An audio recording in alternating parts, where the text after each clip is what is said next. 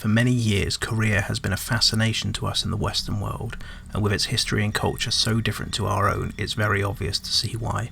Much like other Asian countries, Koreans believe that death and the afterlife are almost as important as life itself, and that they're the next step in our journey through life. In this video, I'll discuss the ghosts of Korea as well as some of the history and folklore, and be sure to stick around until the end of the video for some terrifying stories around Korean hauntings. Just a side note before we begin, a whopping 90% of you aren't subscribed to the channel, and if you like the content here, please consider subscribing. And without any further ado, I'm Mike, and if you've got your K2 at the ready, let's go find some ghosts. Chapter 1. History and Gwisin.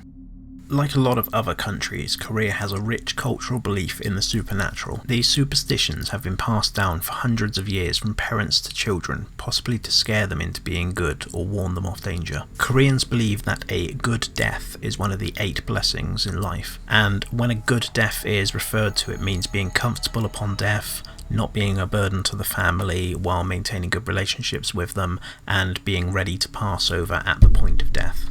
One of the main factors that is considered to contribute to a bad death is dying before your own parents. This brings us along to the belief in Gwisin, the spirits of humans that don't move on into the afterlife because they still have ties to the world of the living, and it's suggested that these ties could be revenge or wanting to care for a loved one. Belief in the Gwisin was heavily influenced by Korean shamanism, which includes practices that focus on appeasing the spirits and helping them pass on to the other side. There are a lot of legends about the Gwisin, and because they are such a common form of ghosts, parents often tell ghost stories to their children to try and teach them a lesson. Most of these stories seem to be centered around revenge for the families, men who've cheated on their wives, or murder. Like most cultures, these seem to be some sort of cautionary tale made up to instill some moral story on impressionable children. A good example of this in Western culture could be A Christmas Carol, where Ebenezer Scrooge is visited by 3 ghosts and told to stop being such a miserable bastard. The most commonly known type of Gwisin is the Cheonyo Gwisin. This is the ghost of a virgin girl who could not serve her purpose in life, which in early Korean times meant serving her father, her husband, or her children. And if she felt she had failed this task, she would end up becoming stuck in the human world. The Cheonyo Gwisin is identified by her traditional white mourning clothes called a sobok. They also have long hair which is worn down, as she did not have the right to wear her hair up,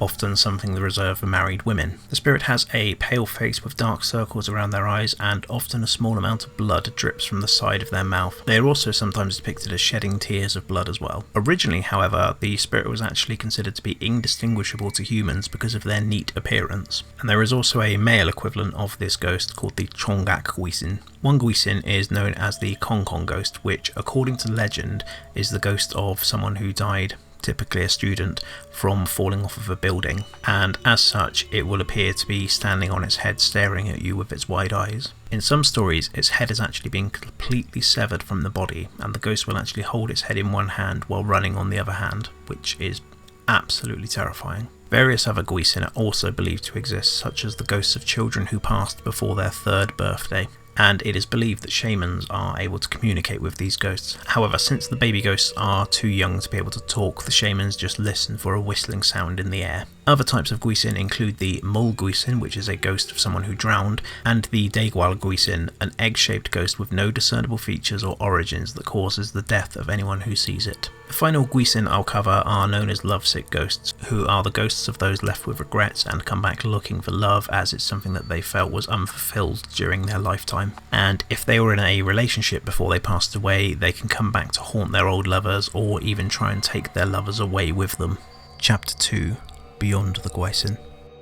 Fortunately, you won't have to listen to me butcher the word Gwisin any longer as we move into the non-human spirits in Korean culture. The first one we will cover is called the Dokkaebi, which is believed to be the form of a nature spirit or a Korean demon of sorts, and they are believed to have supernatural powers that they can use to interact with humans.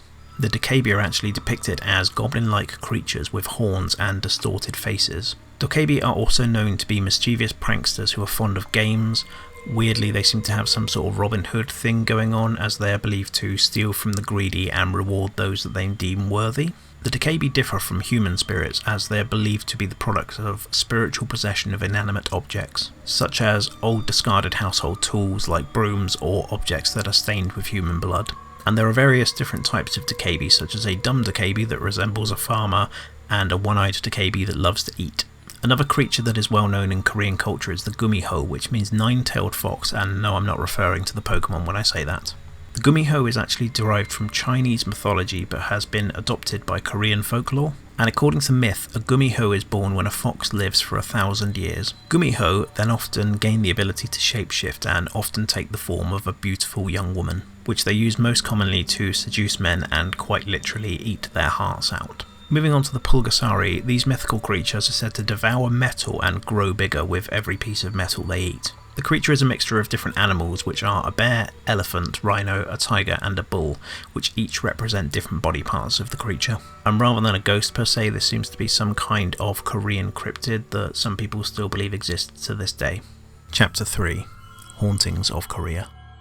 Like hauntings in other areas of the world, Korea seems to have stories of hauntings in all manner of horrific places, such as abandoned schools, hospitals and theme parks. And in this chapter I'll cover some of Korea's most famous hauntings. Starting with the Gonjiam Psychiatric Hospital, this is believed to be one of the most haunted places in Korea. The hospital was actually closed in 1996 and has been left abandoned ever since. Rumours started spreading of it being haunted after its closure, with reports of many patients dying mysteriously within its walls. This is believed to be one of the reasons why it closed and has led to various ghost hunters and urban explorers to investigate it.